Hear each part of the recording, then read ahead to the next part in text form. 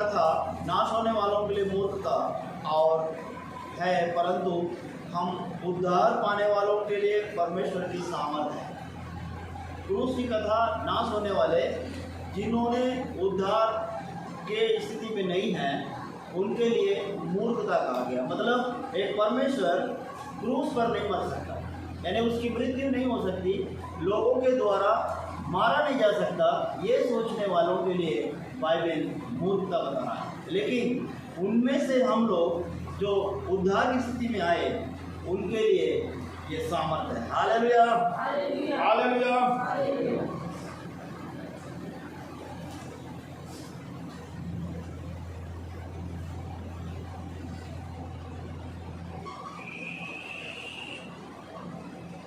क्रूस में वो सामर्थ है जो हमको अन्य जाति से मन फिराने के लिए मदद किया। वो सामर्थ है जो हम लोग सुसमाचार सुन के मन फिराएं। Hallelujah, hallelujah. अब सारे मानव जाति के इतिहास में आदम हवा को बनाने के बाद परमेश्वर अदन की वाटिका में आदम को रखा, लेकिन उसका अकेला रहना अच्छा नहीं है, इसीलिए हवा को उसके सहायक के रूप में बनाया।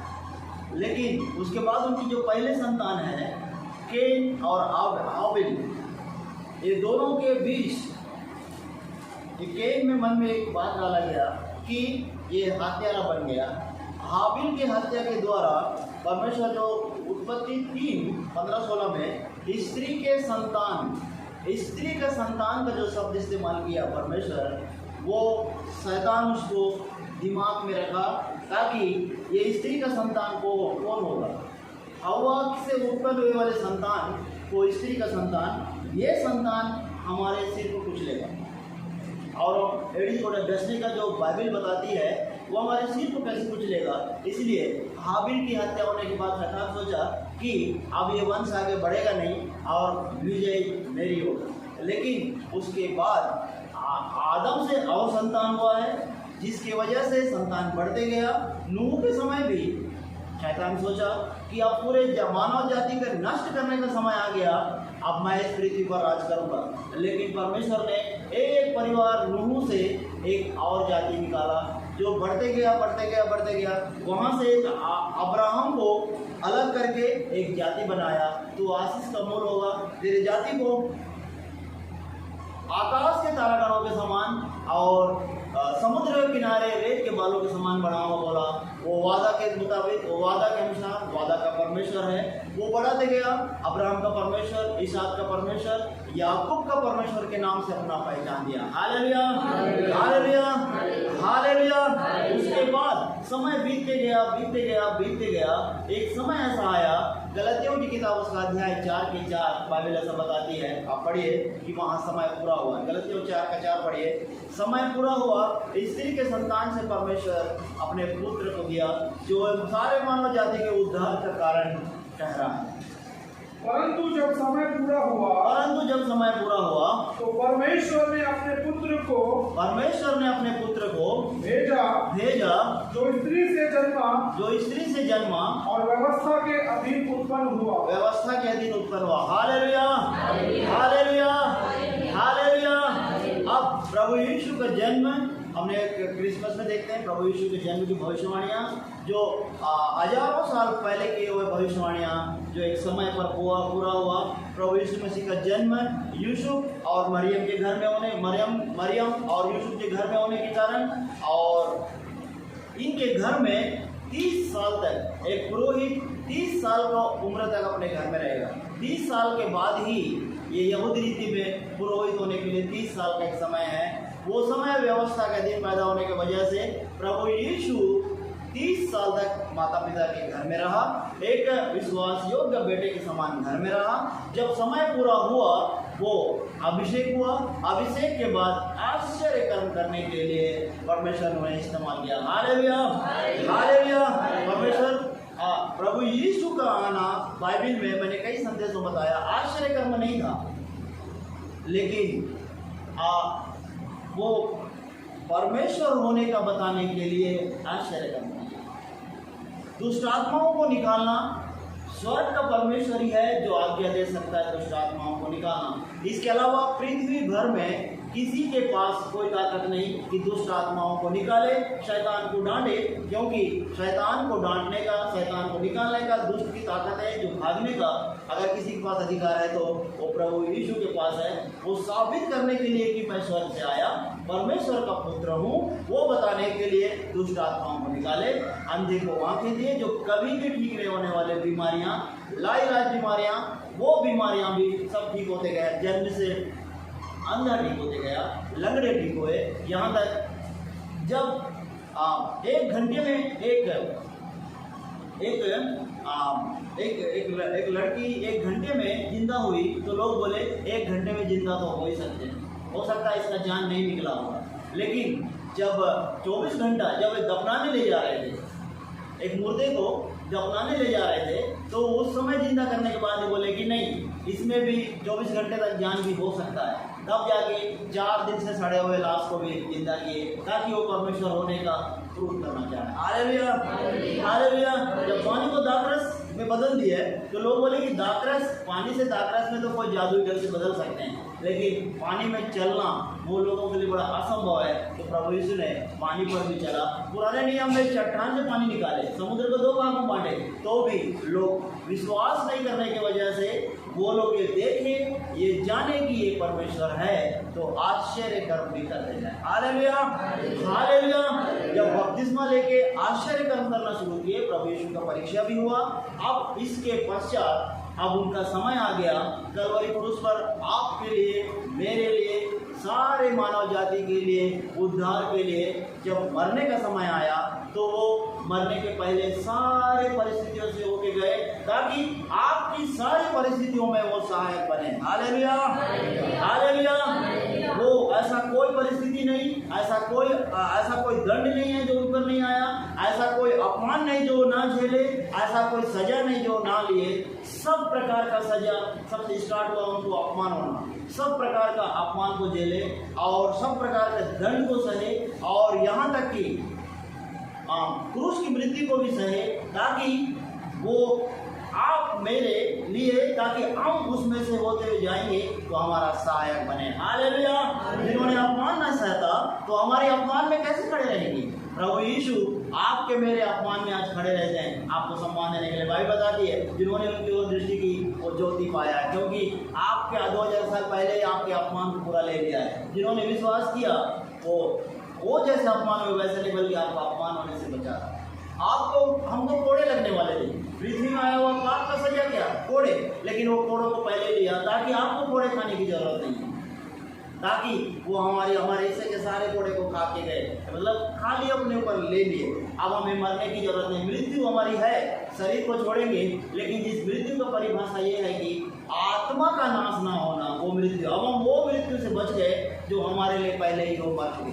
सारी परिस्थितियां होते हुए गए, ताकि वो परिस्थितियों में हमारे सहायक बने, हमें मृत्यु से बचाए। वो मृत्यु से बचे, हमें मृत्यु से बचा सकते हैं। हालेलुया। इस दुनिया में कोई मृत्यु से नहीं बचा सकता है तो सिर्फ एक ही है, प्रभु यीशु, जो मृत्यु से बचा सकते हैं। अब इनके मुकदमे में आते हैं। मैं वो रेफरेंस के साथ आज प्रचार नहीं कर पाऊंगा समय, लेकिन जब उनका मुकदमा हुआ, पकड़वाने का समय आ गया, उन्हीं में से एक ने पकड़वाया। पकड़वाने के पश्चात उनके पास 6 मुकदमे हुए, जो बाइबल बताती है, लेकिन एक मुकदमा जिसको बाइबल रेफरेंस बताती है, लेकिन वो मुकदमे के लिस्ट में नहीं है। 7 मुकदमे, अगर इतिहास को माने तो 7 मुकदमे में प्रभु यीशु कुछ घंटे में 7 मुकदमे उस पर चले। एक धार्मिक मुकदमे और राजनीतिक मुकदमे। सबसे पहले हन्ना वो महायाजक के पास ले गया। हन्ना के पास ले जाने के बाद हन्ना और कैफा ये दोनों ससुर दामाद हैं, लेकिन ये हन्ना के पास ले जाने के बाद हन्ना के पास से कैफा के पास ले जाए। कैफा के पास एक यहूदियों का एक बड़ा संघ है, पंचायत जिसको बोलते हैं, वो महासभा के पास ले गए। महासभा से सीधा पिलातुस के पास ले गए। पिलातुस यरूशलेम का राजा था और हेरोदेस गलीली का राजा था। ये पसहा के पर्व के समय ये हेरोदेस गलील में, हेरोदेस यरूशलेम में था। हालांकि गलील का राजा होने के बाद भी पसहा के पर्व के समय सारे लोग इकट्ठे हो जाएंगे, तो इसलिए राजा वहीं पाया गया। पिलातुस के पास मुकदमा हुआ। पिलातुस अपने दोस्त को बोला ये तो निर्दोष है, सारे दोस्त को खारिज कर दिया, इसमें कोई भी मैं दोष नहीं पाता हूँ। उसके बाद बोला कि जब पता चला कि यीशु गलील में भी था तो हेरोदेस के पास भेजा। हेरोदेस और बाइबल बताती है पिलातुस और हेरोदेस दोनों दुश्मन थे, लेकिन प्रभु यीशु के वजह से इनके पास मित्रता आया। Hallelujah, hallelujah. हमारे जीवन में दो दुश्मनों को मेल कराने वाले हम लोग भी होना चाहिए।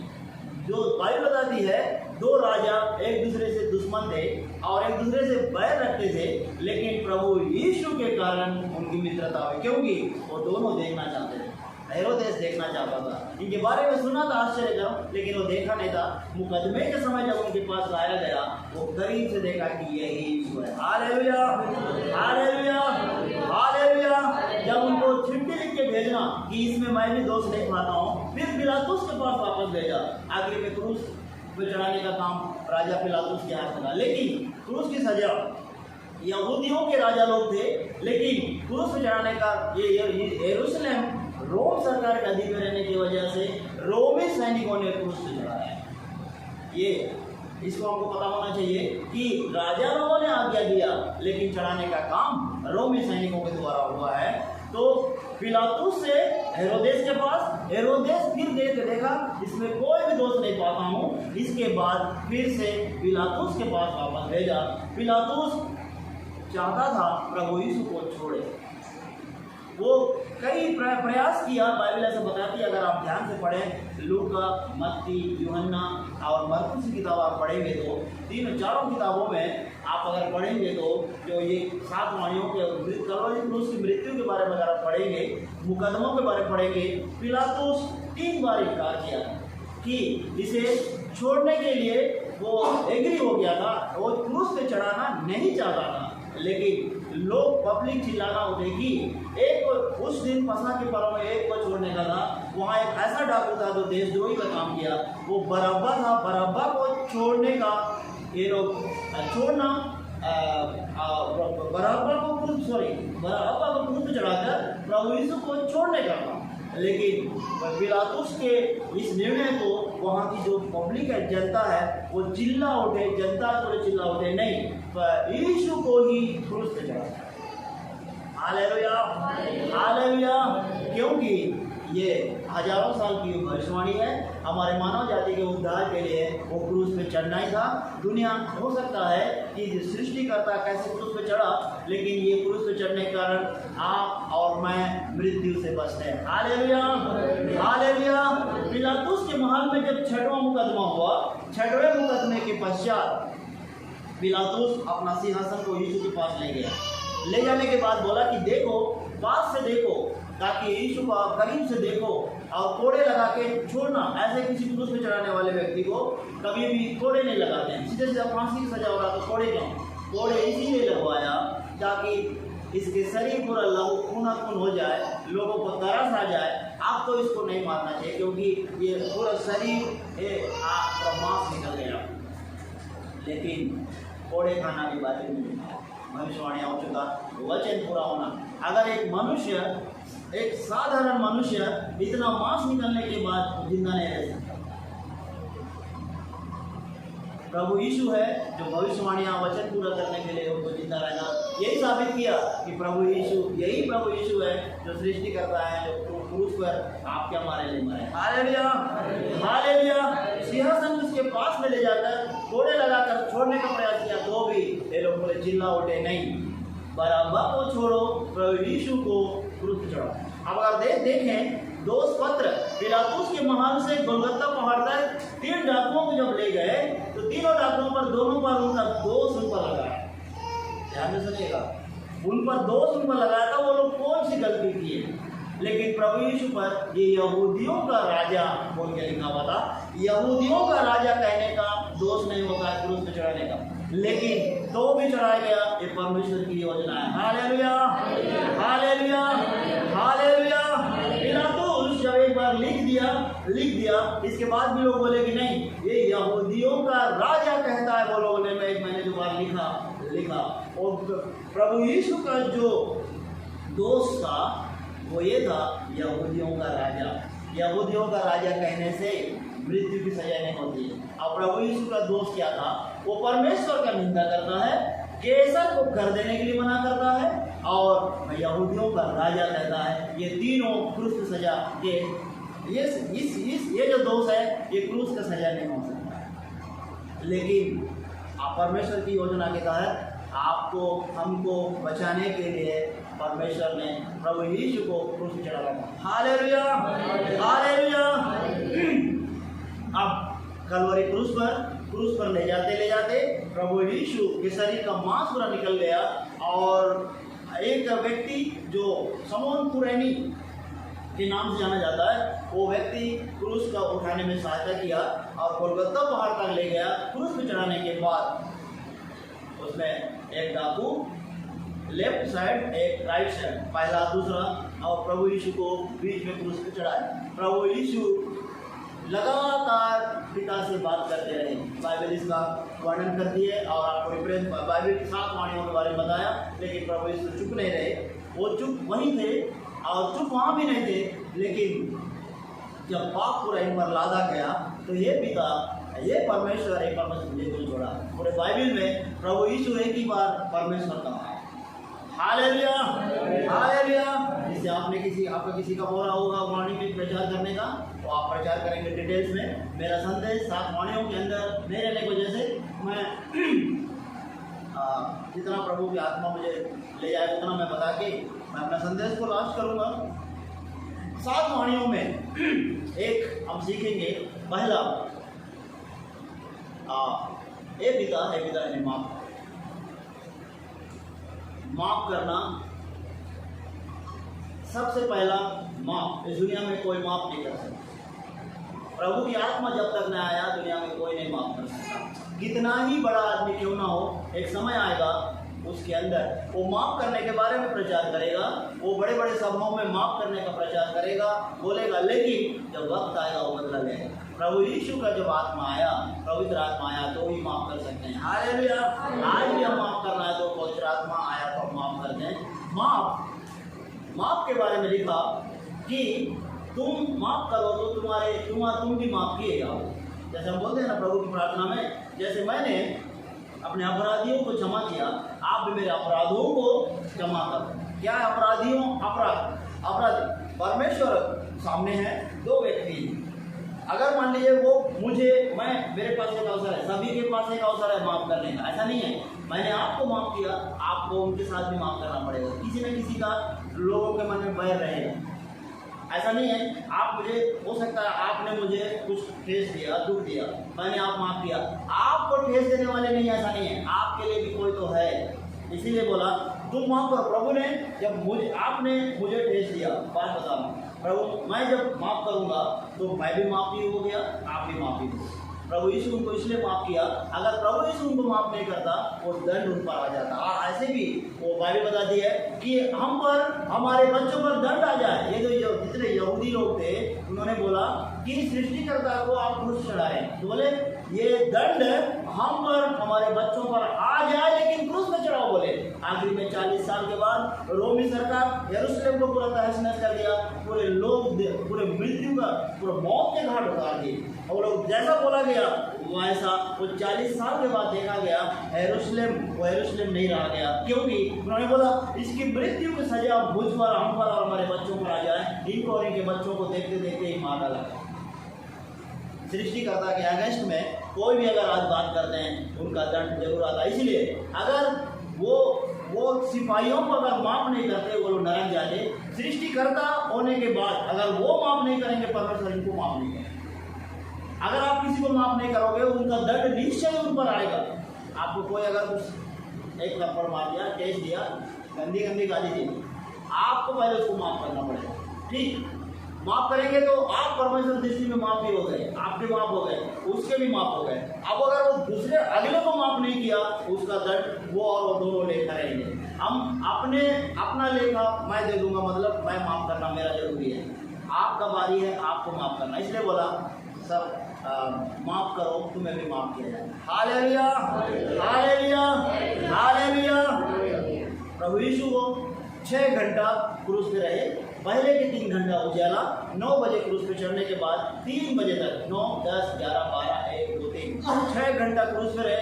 6 घंटा आपका मेरा पूरा हिसाब हुआ वहाँ पर। क्या 9 बजे से 12 बजे तक उजियाला था, 12 से 3 तक अंधियारा। 12 से 3 तक अंधियारा इसीलिए कि जितने सृष्टि जो जिनको बनाया है, सूरज, परमेश्वर ने जिन सृष्टियों को बनाया, सूरज, चांद, तारे, पर्वत, पठार, नदी, नाले, पृथ्वी के जितने भी हैं मनुष्य, वो सब रोने लगे, अपना चेहरा छिपाने लगे। तो अब चेहरा छिपाने लगने के बाद अब यहाँ से उजियाला नहीं रहा, अंधियारा छाया था। Hallelujah, hallelujah. वो 6 घंटा कैसे 6 घंटा रहा होगा वो आप समझ सकते हैं। जो आपको मेरे को वो 6 घंटे से होके जाने का प्रभु यीशु ने हजारों साल पहले ही वो आप हिसाब किताब को पूरा चूका कर लिया। अब हम पर दंड की आज्ञा नहीं है। Hallelujah, hallelujah. अब प्रभु यीशु के 7 वाणियों में उसे भविष्यवाणी हुआ कि जब प्रभु यीशु क्रूस पे चढ़ाया और क्रूस पे रहते जो 7 वाणियाँ, उसके बाद उनकी हड्डी नहीं तोड़ी गई। क्रूस पे चढ़ाने के बाद कई लोग लटकाए रहते हैं, कई लोग को निकाल के फेंक देते हैं, वहाँ घर में नहीं लाते हैं। यहूदियों के रिवाज में देखा तो कई लोगों को फेंक देते हैं, कौवे और चूहे जो भी है पक्षियाँ खा लेते हैं।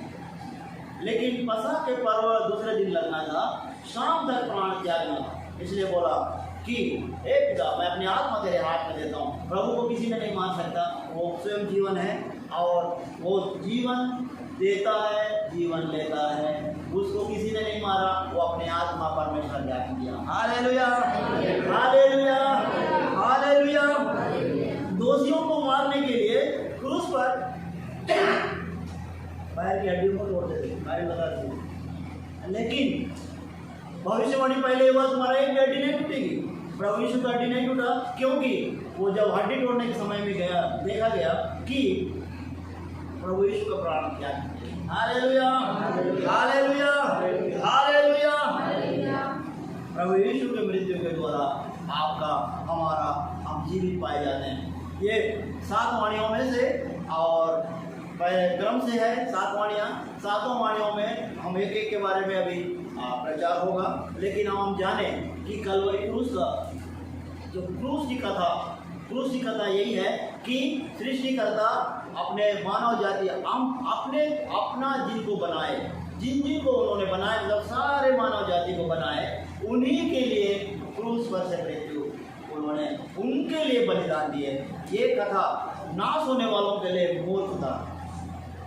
जिनको नाश होना है वो लोग ये कथा को मजाक में लेते हैं। तुम्हारा परमेश्वर सृष्टिकर्ता बोलते हो, वो कैसे क्रूस पे मर सकता है?